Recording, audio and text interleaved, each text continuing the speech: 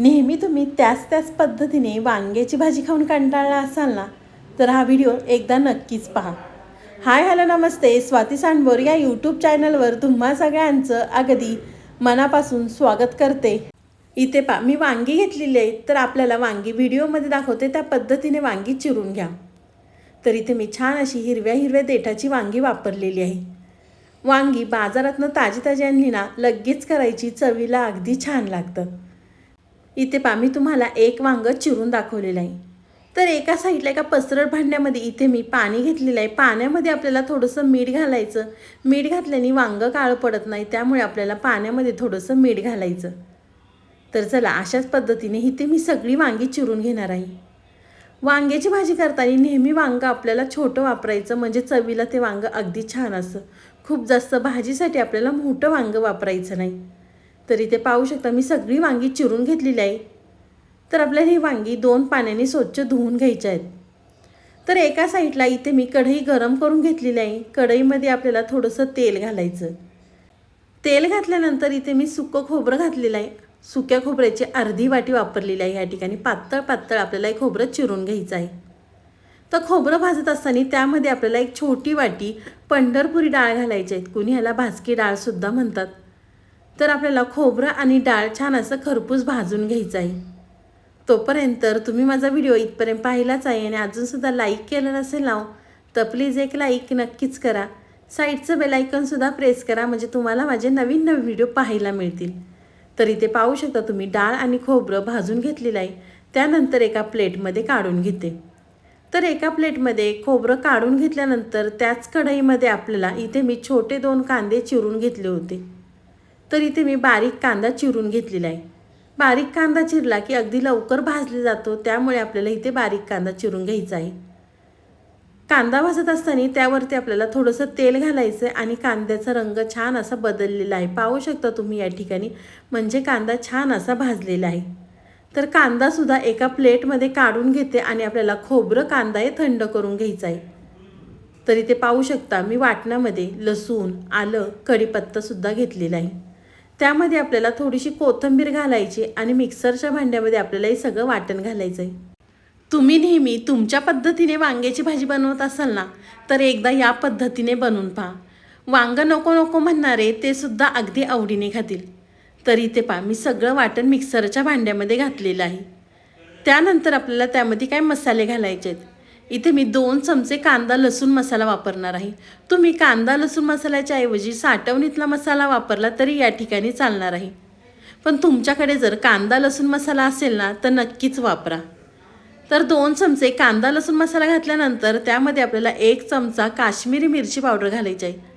त्यांनी रंग अगदी भाजीला छान येतो.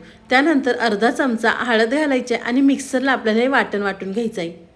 वाटण वाटत असताना यामध्ये मी पाण्याचा वापर केलेला नाही आहे. तुम्हाला जर पाणी घालायचं असेल तर तुम्ही पाणी घालूनसुद्धा हे वाटण वाटू शकता. तर इथे वाटण वाटलेलं आहे, तर एका प्लेटमध्ये मी काढून घेते.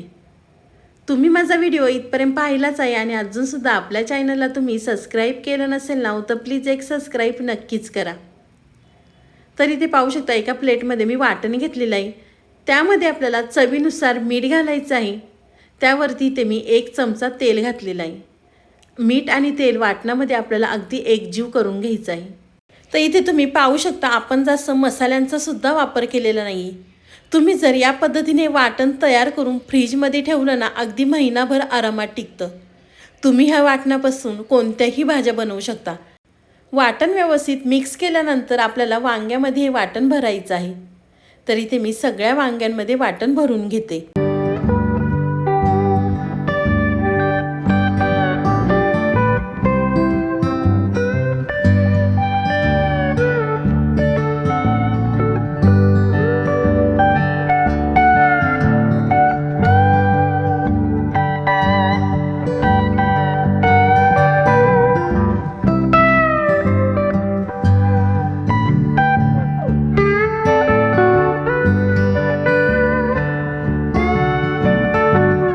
इथे पाहू शकता तुम्ही मी सगळं वाटण वांग्यांमध्ये भरून घेतलेलं आहे.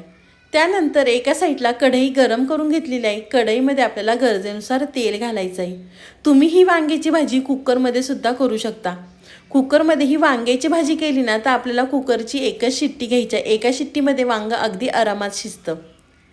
तर इथं गरजेनुसार तेल घातल्यानंतर त्यामध्ये आपल्याला 1 चमचा मोहरी घालायची आहे, 1 चमचा जिरे घालायचे आहे, पाव चमचा हिंग घालायचं आहे.